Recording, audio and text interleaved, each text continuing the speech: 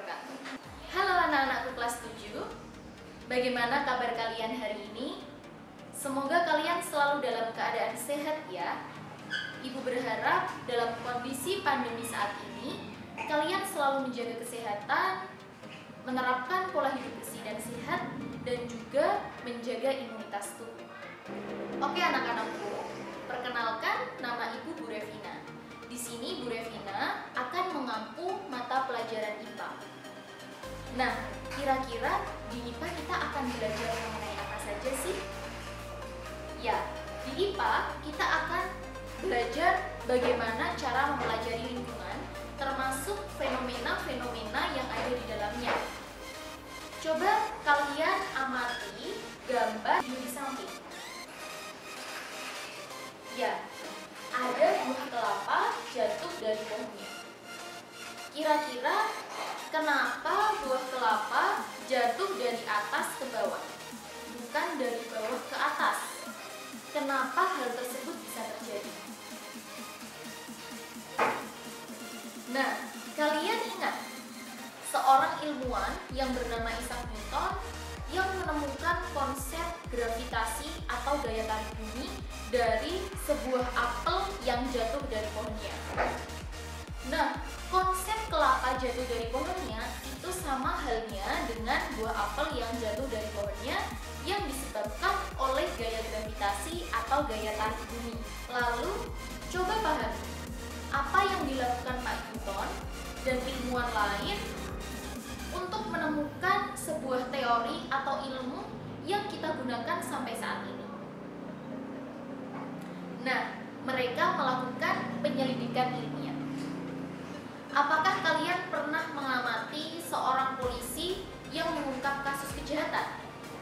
Nah, untuk mengungkap pelaku kejahatan, tentunya yang dilakukan polisi tidak terlepas dari proses penyelidikan. Dalam IPA, penyelidikan ilmiah dilakukan melalui serangkaian proses. Yang pertama adalah pengamatan. Pengamatan adalah proses mengumpulkan data atau informasi yang akan kita selidiki. Dalam pengamatan, kita bisa menggunakan indera manusia dan juga alat yang sesuai, termasuk pengukuran dengan menggunakan alat ukur yang sesuai. Yang kedua adalah membuat inferensi. Inferensi adalah proses merumuskan penjelasan dari hasil pengamatan.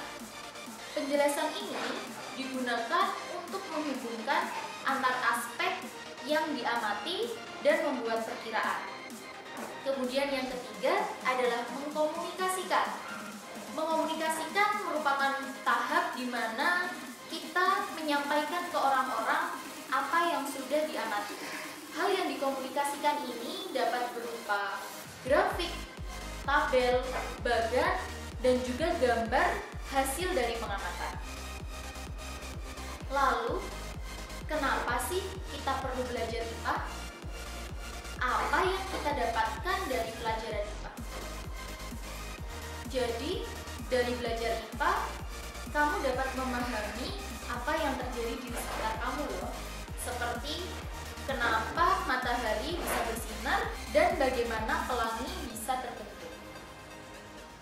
Selanjutnya, kamu bisa meningkatkan kualitas hidup. Jika kamu telah belajar IPA, kamu bisa menentukan tanaman yang cocok ditanam di sekitar kamu. Selanjutnya, menyelesaikan masalah. Misalnya, di sekitar kamu menemukan aliran sungai yang keruh dan kotor yang digunakan untuk mandi dan memenuhi kebutuhan sehari-hari. Nah, dari situ kamu bisa membuat alat penyaring sederhana supaya air tersebut bisa menjadi jernih dan digunakan oleh masyarakat. Dari belajar IPA, kamu dapat berpikir secara logis dan sistematis. Hal ini membuat kamu terbiasa berpikir secara berurutan dan menggunakan logika yang ilmiah untuk menyimpulkan sesuatu. Jadi, dalam penyelidikan ilmiah, sebenarnya apa sih yang kita selidiki? Nah, yang kita selidiki dalam belajar IPA adalah semua benda yang ada di alam dan interaksinya. Coba kalian amati apa yang ada di lingkungan kalian. Nah, tentunya di lingkungan kalian, kamu akan menemukan benda hidup seperti manusia, tumbuhan, dan juga hewan. Selain itu, di sekitar kita juga ada benda mati yang berupa sinar matahari, lalu batu, tanah, dan juga air.